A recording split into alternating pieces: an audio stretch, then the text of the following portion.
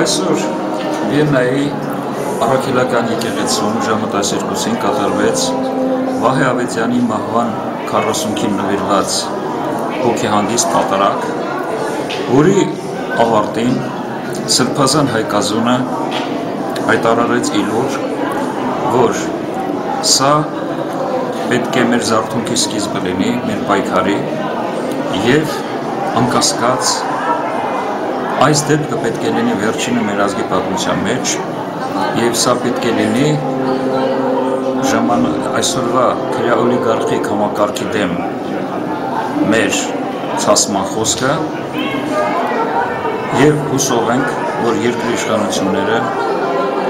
կարողանան ըստ հայկազուն սրբազանի տալ հանցագործներին այնպիսի պատիժ, որ ժողովուրդը բավարարվի, քանի որ կամ քրյա օլիգարխիկ համակարգը կազատվի ժողովրդից և երկիրը կդատարկվի, կամ երկիրը կազատվի քրյա օլիգարխիկ համակարգից